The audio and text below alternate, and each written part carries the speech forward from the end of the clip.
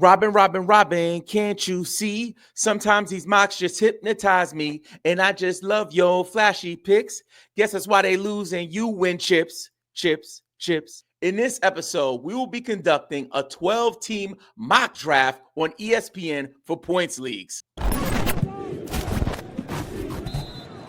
So here we are in the draft room. We are just seconds away from this thing kicking off, or should I say tipping off. Any way you look at it, we know how the first round looks for those first 5 picks. After pick 5, things get interesting. So Francisco's off the board, Joker early. We already know that is not a shocking thing. Then we have Wemby. Then we have SGA. Now, what we're seeing a lot is people kind of going back and forth between Wemby and SGA at that 2-3. We're seeing a lot of that. So this is pretty consistent to what we've been seeing in mock drafts. Last season, SGA averaged 32.7 points per game, 5 rebounds, 6.4 assists, 1.7 steals. I mean, come on, man. It makes sense. It makes sense. At number 4, we got Giannis. At number 5, we got Luka. Now, this is where it gets interesting. Where will people go in these next few rounds? I'm up soon, so I got to lock in. So give me a second. I'm looking at Anthony Edwards here. I'm looking at Sabonis here for a points league. Looks great. I'm looking at Karl Anthony Towns here. There's a lot of interesting things happening.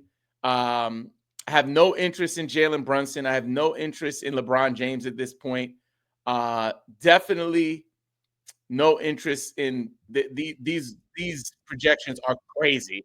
So I will not be doing any of that. I haven't drafted much Karl Anthony Towns. I'm interested in Karl Anthony Towns here. Also interested in James Harden. I've drafted a bunch of James Harden. I want to see what happens here. So I'm going to go ahead and grab myself some Karl Anthony Towns. And I'm confident that Harden will not make it back to me on the turn. I don't think Trae Young will make it back to me on the turn. So the next player I would probably be looking at is a Steph Curry, perhaps, if he's still on the board. So let's get back to the recap really quick before my next pick. So we had, after Luka, we had at the 1-6, Anthony Davis. At the 1-7, Cade Cunningham. At the 1-8, Anthony Edwards. At the 1-9, Domantas Sabonis. At the 1-10, I grabbed Karl Anthony Towns. At the 1-11, we had Tyrese Maxey. Then at the 1-12, we have Trae Young. And now at the 2-1, we got my man JK up. JK is probably looking at Harden here, LeBron. KD is still out here. We also have Banchero, Booker, Barnes, Mitchell. Just a lot of different options here in this second round as we approach this second round. It looks like we have some picks. So I'm up. It looks like Harden is still on the board, so I will grab Harden on the turn. Also interested in KD here, but I can't say no to Harden. I believe for points leagues, Harden will be a first-round player. I think he will finish in the first round. So I'm going to grab Harden here, even though I could have grabbed him with that 10th pick as well, right? But let's get back to the recap quickly. So after Trae Young, we have LeBron, father of time, James, a.k.a. the Vampire. At the 2-2, we got Devin Booker. Love that pick. At the 2-3, James Harden. I grabbed him at the 2-3. At the 2-4, we got Jalen Brunson. Not as high on Jalen Brunson as I was last year. Specifically, one thing that I'm really taking into consideration with all of the Knicks players is that we have a new coach in town, right? And the Tom Thibodeau system philosophy was really to run players until the cartilage on their bones disintegrated, right? Many have credited him with the erosion of Derrick Rose's body over the years. And the list just goes on and on of players getting run to the ground. Now, he had some success in New York over the last few years. So I wasn't one that was rooting for him to get moved, to get fired or whatever it is. But I would say that there's going to be a change in terms of the way the minutes are distributed. So Josh Hart being as high as he is, Jalen Brunson being as high as he is, and even Karl Anthony Towns to some extent. But what I would say about Cat is that Cat doesn't need the minutes to be obscene for him to produce, right? So throughout his career, with the exception of those few years with Rudy Gobert, he's proven to be like a 25 and 10 type of player. And he could continue to do that because he's still pretty young. And I think he can sustain some of that prime cat value. Let's get back to the recap really quick. Now, after Jalen Brunson, we have Paolo Banchero at the 2-5. I'm not mad at that pick for a points league. Definitely for a category league, would not like to see him that high, but this is in fact an ESPN points league draft. At the 2-6, my man, KD. KD has a new love interest. I don't know if you've seen that on the internet. It is blowing up. At the 2-7, Jalen Williams. Not mad at that. At the 2-8, Steph Curry. That is some value. Value bomb. Value bomb. Get down. Get down. Amen. Pray to heaven. Thompson at the 2-9. Then we got De'Aaron Fox at the 2-10. Let's go. Then we got Alperen, the Goon, Şengün at the 2-11. At the 2-12, Evan Mobley. And then Francisco has back-to-back picks here. So let's see what he does. It looks like he's going to clean up. And he grabs Jalen Johnson. Oh, Jalen Johnson falling to the 3rd round. That is a value bomb if I ever heard one. But we just did a value bomb. So we're going to do a power up. Power up. Franz Wagner at the 3-2. Pascal Siakam at the 3-3. Now, Pascal Siakam was actually going off of the board in the middle of the 2nd round early in this early mock draft season. And now to see him kind of stabilize in that 3rd round territory is quite interesting. Last season, Pascal Siakam finished with averaging 20.2 points per game, 6.9 rebounds, 3.4 assists, and a little less than a block a game, a steal a game. My apologies. So yeah, I mean, I'm not crazy about Pascal, but in the 3rd round, I might have to take a look at that. At the 3-4, we got your men's in him, Josh, the Gidla, Giddy at the 3-4. Then at the 3-5, Donovan Mitchell. What? Don Mitchell goes in a points league in the 3rd round? That's crazy. I'm not mad at that. That is value. Who is that? Sam Smart team. You daggone Skippy Chippy. Your team is smart. Then at the 3-8, I think this is value too. Scotty Barnes drops to the 3-8. I'm up. Lock in. This might be a panic pick. Oh, am I taking Cooper Flagg? Am I taking Cooper Flagg right now? It feels, it smells like it might be a Cooper Flagg. My 3rd round pick, he won't come back on the turn. I have to do this. I must. I will. I am. Cooper Flagg, come on home, baby. I'll take it. Come on, man. I think I drafted Cooper Flagg once this mock draft season. Let's make it twice. Let's get back to the recap. After Scotty Barnes, we have Ja with the blicky on the live stream in the Club Morant at the 3-7. Then we got my man Chet Holmgren at the 3-8. People are not as high on Chet Holmgren as I would like to see, but this looks like a favorable pick. 3-8, I'm not mad at it. At the 3-9, we got your man's in him, DeMar. Not like us, DeRozan.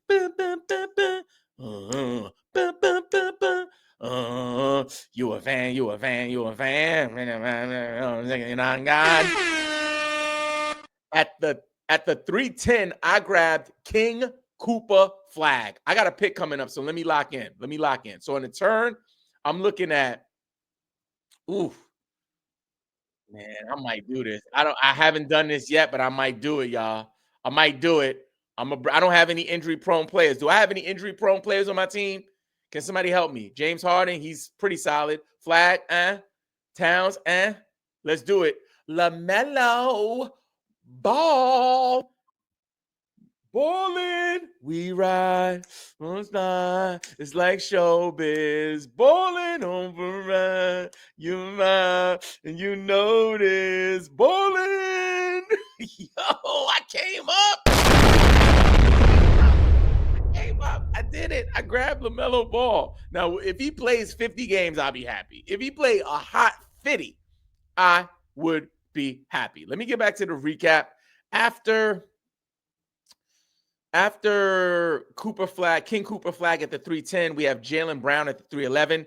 Bam, bam, Adebayo at the 312. At the 4-1, Tyler Hero De Niro. At the 4-2, we got Zubats. At the 4-3, we got LaMelo.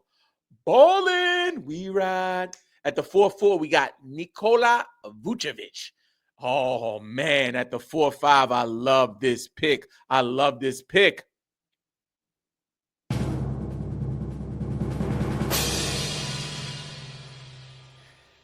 At the 4-5, we have Dyson, the Merchant of Theft, Daniels, a.k.a.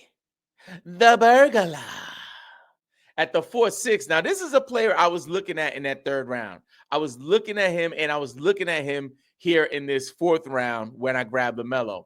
At the 4-6, we had Zion Williamson. And this is why Zion is interesting to me, right? So last season, there's always like question marks swirling around Zion. Like people are like weight shaming him. It's like his health. He only played 30 games last year. But we know that when Zion Williamson is healthy on a per game basis, he is one of the most solid fantasy basketball producers that you would get. And for a points league, it just works out like peanut butter and jelly, having him on your roster. Last season on a per game basis, he averaged 24.6 points per game, 7.2 rebounds, 5.3 assists. It's just solid, man. The issue is the games played. He only played 30 games last year. He will have very versatile player eligibility status. He'll be able to play a bunch of positions. So if he's healthy, it's a nice risk. I wouldn't draft him having a player like LaMelo on my team. You want to be careful with that because of his injury history. On Anthony Davis on my team, I'm not also trying to have Zion Williamson. But if I have pretty healthy or historically healthy players on my team, Zion is definitely taking him in this area, I think is a great move, and it's worth the risk in my opinion. After after Zion Williamson, we have Jaren Jackson Jr. at the 4-7, and then we got another injury-prone guy that I'm coming around on, man. If you've been an old-time supporter of the show, we don't mess with this guy. But this season, I'm interested. I'm checking for him. At the 4-8, we have Kawhi, Busted Thigh Leonard. At the 4-9, we got Zach Watcherback Levine. At the 4-10, Josh Hart. That is way too high for me on Josh Hart, especially with all of the question marks surrounding what's going to happen with the Knicks and their minutes and their distribution. At the 4-11, we got Jimmy $100 cup of coffee Butler. At the 4-12, we got Denny, a.k.a. Baby Jordan Avdia. Yes, I said it. Denny, Baby Jordan Avdia. And I don't know what he's going to do this season, but he made an impression on the fantasy basketball world last year. And I think, where there's smoke, there's fire. I don't know if it's a fourth round fire, huh? Like, what? Like, I don't know if I would do that, but definitely interested to see what happens. At the 5-1, at the top of the fifth, we got Desmond. Bring the pain, Bane. And then I'm going to go take a look what's left over here because I'm up with my fifth round pick. So I'm looking at, I'm okay with Jalen Green here. I'm okay with Trey Murphy III here. I'm okay with Franz Wagner here. Not Franz Wagner, my apologies. Jakob Poeltl here. Don't know about Brandon Ingram. Have some concerns, and also have some concerns about Norman Powell. So I'm looking at even Mikal Bridges. I'd be open to that. Brandon Miller, I might like more, but I already have LaMelo. I'm not really into the stacking. Don't know what's up with that, but I think I would be okay with a bit of a little stack here. Right? Let's do it. I'm high on Brandon Miller, and that's one thing too. And this is something that we talk about a lot on the channel. Is like stacking is really not a fantasy basketball thing, right? where with football, fantasy football, it's a total thing, like having a quarterback and a wide receiver. What I would say to having multiple players from the same team, especially if you are new to fantasy basketball, don't go crazy with it. 2, okay. I've seen people do 3, maybe if they're really good players, but I wouldn't go beyond that. Like 2 is kind of my limit. So here with a player like LaMelo, I think what you're doing is you're putting yourself in a position, if in fact he gets injured, which he's known to do, then you have a player on his team that could increase in value. So I think it's an interesting move, and I wouldn't be against it in a real life draft as well. So after let me do my next pick before I go into the next recap here. So interested in grabbing a big here. I'm okay with Miles Turner. Walker the Stalker, I don't know. I think I'm not as high on him as I once was. Miles, I'm okay with that. I think I would be fine with grabbing Miles Turner right there, right there. So let's go ahead and get into this recap. After Desmond bring the pain Bane at the 5-1, we have Joel Embiid at the 5-2. Now listen, if you're going to draft Joel Embiid, you got to get him at a value. And in the 5th round, for me, this is fine. This is fine. This works for me. What you risk is having a 5th round value sitting most of the season. That could happen with any player, y'all. What? Any player could turn around and 1 minute, the top is off, boobies is out, hair blowing in the wind.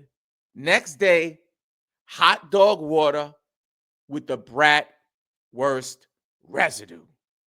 It's just like that. These are the things that happen in fantasy sports. People get injured. But if Joel Embiid hits at the 5th round, you will likely have 1st round value for a 5th round price. And that, for me, is worth the risk, especially if you don't have any of those historically injured players on your team.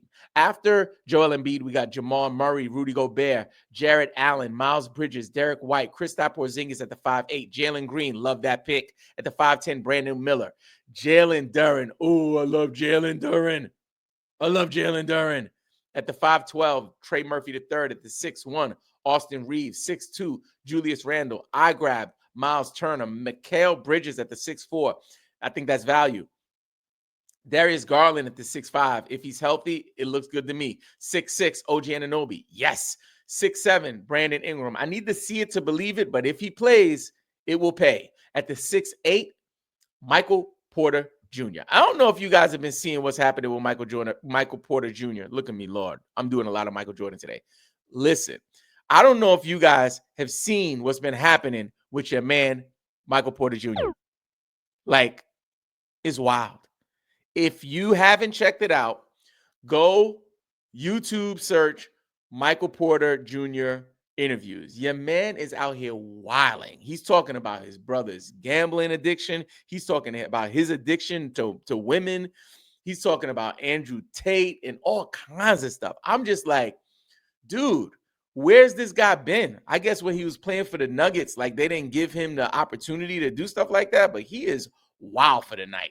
Let's get back to the recap. After Michael Porter Jr. at the 6-8, we got Kobe White at the 6-9, Walker, the Stalker, Kessler at the 6-10, Jordan, leave the kids at the pool with the baddies at the 6-11. At the 6-12, Peyton Pritchard. That is early. That is early for Peyton Pritchard. That's early. I don't know. At the 7-1, we got Jaden Ivey. At the 7-2, RJ Barrett. At the 7-3, DeJounte Murray. I have concerns about DeJounte. I just don't want to do it, man. I don't know. There's too many question marks. DeAndre Ayton, on the other hand, I think is getting overlooked. And I love that he's going off boards a little higher. At the 7-4, DeAndre Ayton. At the 7-5, another player I have a lot of concerns about. Not interested in really drafting him. And I need to see what happens. At the 7-5, we got Lauri Markkanen.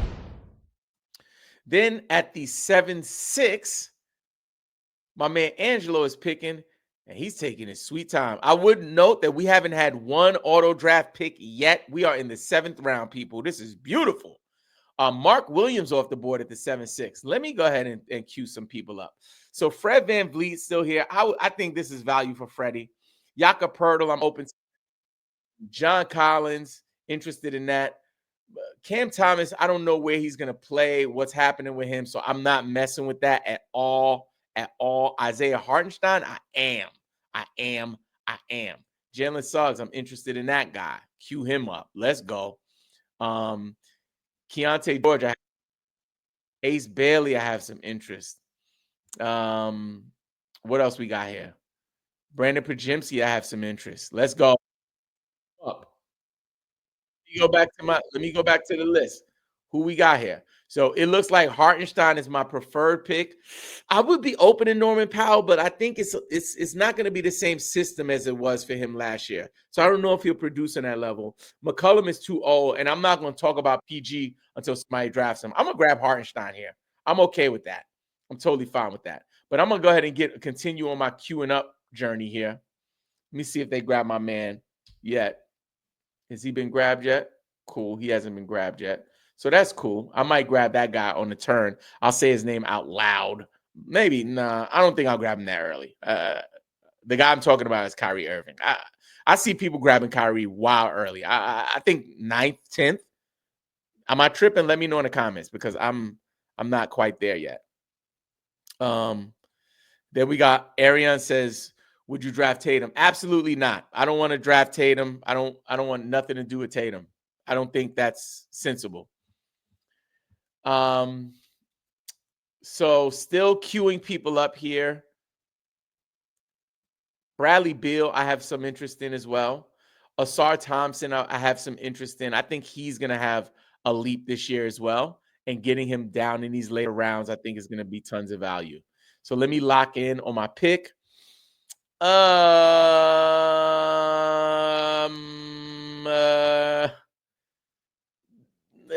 This is not sexy at all. This is not sexy at all. At all, man. I know who I'm picking, but it's not sexy, man. I don't know, man. Should I just do what I got to do? Should I just do what I got to do? Because I don't think the player I want is going to be around later. I'm going to go early, man. If this guy's still here, I'm going to just go early. I'm going early on my task. I'm sorry. I'm going early on my task. I'm sorry. No, I think I got him in the 9th round, back into the 9th round a couple of drafts ago. I seen him go in the 10th, but I'm seeing him go earlier and earlier. I just got to do it. I'm sorry. Okay. Yeah. So Arian is asking about Jason Tatum. Guys, Jason Tatum, Tyrese Halliburton, stay away from these guys. Don't accidentally pick them. Don't pick them on purpose. There is no hope unless you are doing a startup dynasty league. Do not draft these guys, right? Kyrie Irving, he might have an opportunity to play. So I would be open to drafting Kyrie maybe in the 10th round. I've seen him go as early as the 7th or 8th. I'm not doing that because I feel like that's too much for me to pay for a player that's not going to be playing for me half the year. So I'm not about to invest in what might be from Kyrie at that round. 10th, 11th, I'm swinging for the fences in that part of the draft anyway. So that makes sense to me. Okay. So really quick reminder, guys, if you guys are new to the channel, it's really important that we have folks understand that we have a community that we support fantasy basketball players, and what we do is absolutely free. All you have to do is visit believeinfantasy.com, and it will grant you access to our free Discord channel. If you want to mock draft with us, if you have questions that you need answered, all of that can happen within the community. And one more thing, I will be responding to every single comment on this episode. So if you have questions about fantasy basketball or life, just drop them and we will do our best to answer them. Let's get back to this recap. After, man, I'm behind, huh? Geez Louise, how many rounds did we do? After marketing, we have Williams, Poeltl, VanVleet, Collins. I grabbed Hartenstein. This is the back of the 7th round. Simons, Cameron Johnson, Asar Thompson at the top of the 8th. Brown, Christian, that is. Matas Buzelis, a little early, I think, but I'm okay with that. Emmanuel quickly at the 8-4. Aaron Gordon. Cam Thomas with no team at the 8-6. I mean, it's interesting because where he lands, he might perform, but if he lands in a space where there's not a runway for opportunity, it's too much of a risk in the 8th round. So I would stay away from Cam Thomas. Maybe in the 11th, I would take him. I'm not taking that risk. It's just a little too risky for my budget. CJ McCollum at the 8-7, it's too old for my budget. Norman Powell at the 8-8, Benedict Mathurin at the 8-9. That's early for Mathurin. Not mad at it, though. Dan Gafford at the 8-10. Ace Bailey. I think this is our first rookie sighting after Flagg. Oh, baby. And then we got Kyrie off the board at the 8-12. Monk at the 9-1. Nimhard at the 9-2. Westbrook at the 9-3. Another player with no team. Not doing that. Love this pick. Alex Sarr at the 9-4.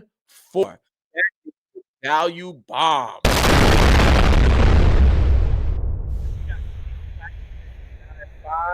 Jalen Suggs at the 9-6. And then I'm going to get in this player pool and queue up a few more people. I love that people are passing on Paul George. Now, I am completely all the way out on Paul George unless he drops and drops and drops. And, you know, I usually do like a don't draft these players kind of a list. And sometimes I'm in a draft. Said don't draft him, but he's going in the last round. I have to, you know, and this is not the place where I would draft him, though. I just wouldn't do it to myself. Keontae George, on the other hand, I have interest. I want to see what he does. Let's go for it. Let's go for it. Seems like I might need to focus on some wing players just to fill some positions here. So I would likely be looking there. There's a couple of rookies that I'd be open to grabbing in this place or in this spot, but not sure if I'm going to do that. Not sure if I'm going to do that. So let me cue some folks up. So not really interested. I have some interest in Grady Dick. I have some interest in Grady Dick. Am I gonna do it though? I don't know. Are you gonna do it? No, I don't think so. I think I'll grab Beal. Not quite ready to grab Dick.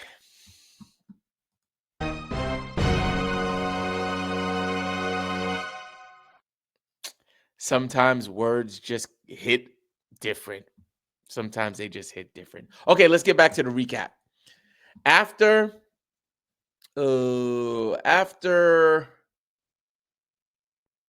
Sarr, we had Claxton, Suggs, Wiggins, McDaniels, Reed. I grabbed George. Khalil Ware. Oh, I love that pick. That's early for Ware, but I love it. I'm not mad at that at all. At the 9-12, we got Castle. At the top of the 10th, we got Kamara, Green, Draymond, that is. I grabbed Bradley Beal at the 10-3. I think Bradley Beal in the 10th round is fine. I'll take it. Onyeka Okongwu at the 10-4. VJ Edgecombe. That's the shooting guard I was thinking about. But, you know, it is what it is. We don't know what's going to happen. But I would be open to drafting him in this area. Paul George, on the other hand, I would not be okay with drafting in most spots. In the 10th round, this is something you got to just start looking at. That's lots of value. But, again, I would not advise it. I'm, like, not messing with that dude this year. Just my position. At the 10-7, we got Kevin Porter Jr. The 10-8, Brandon Pajemski. Woo! Who grabbed Huff? Who is that? Ray. I see you. My man Ray grabs Jay Huff. Yes. Man, that's good. I love that pick. Man, I love it. Tobias Harris at the 10-10. Scoot the Boot. Henderson at the 10-11. Igor Demon. Okay. At the 10-12. Donovan Clingan at the 11-1. And we are winding down, folks. We have not had an auto draft pick yet. It seems like guys are going offline and then they come right back. They must be like on a TikTok and then they bounce back. Yo, this draft room is lit. My man Brett in the building. What up, Brett? You already know, my guy. We out here. We out here. After Donovan Clingan, we have Con Knipple, Bobby Portis, Shaden Sharp, Quentin Grimes. And I'm going to go ahead and jump into this player pool and see if I can queue up a few players. Looking at, have some interest in Jared McCain because I think it's something that's worth exploring there. Also, some interest in Walter Clayton Jr. Again, something that's worth exploring for me. Chris Paul, I just can't say no to him. I'm old school at that. I'm open to that. Is Dick still here? Looks like Grady Dick is still around. Jeez Louise. Walter Clayton Jr., Dick. Oh my gosh. Is Isaiah Collier still here? Let's see if Collier is still here. Is he still here? He's still around. Let's grab Clayton Jr. And if you didn't know, guys, I am high on Walter Clayton Jr. Why? First of all, he reminds me so much of Jalen Brunson. I've been on the record talking about this. Jalen Brunson with the chip on his shoulder, going later in the draft, winning 2 championships in college. All of these things. Walter Clayton Jr. is a champion. He's going to be in a system where, yes, there are other members of the backcourt. It's a little busy there with Keontae George, with Isaiah Collier, but he has proven to be a champion. And whether he's coming off the bench or he gets a starting role somewhere down the line, I'm really interested to see what he does. Okay, so I'm up again soon. So I'm going to go ahead and take a look at some more players to queue up. Not interested in Kuminga at all. Klay Thompson, not really interested at all. Jared McCain, I'm going to queue him up. I have some interest there. Reed Shepherd, I have some interest in, but I've had interest in that guy, and it hasn't come to fruition. Zachary Ricochet, not mad at that. What else do we got? Derek Queen. Is Kalkbrenner still on the board? Let's see if Kalkbrenner's still around here, because I might just grab him because he won't fall.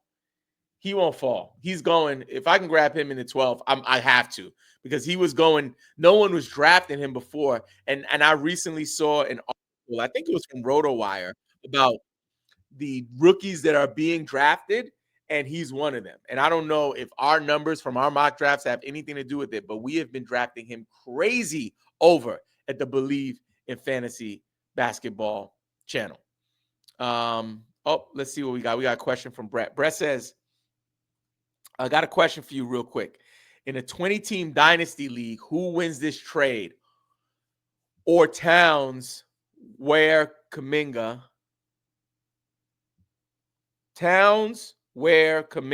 for Paolo Rui. Towns where Kuminga for Paolo Rui.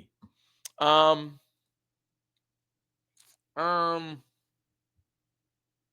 think it's a lot for Paolo and Rui. I want to say the Towns where Kuminga side wins long-term for 20-team dynasty. I do think it's a lot to pay for Paolo and Rui. I think that you could work out a deal for Towns and Paolo and have some secondary, maybe even third pieces. But Rui doesn't really shout value to me. And Kuminga, although there are question marks around him now, once he starts playing for Dynasty, I think he'll have value. And I think Ware has so much upside that I just think it's a little too much to pay for Paolo. So I would go Town side on that one. Great question. JK says, I took the D. Hey,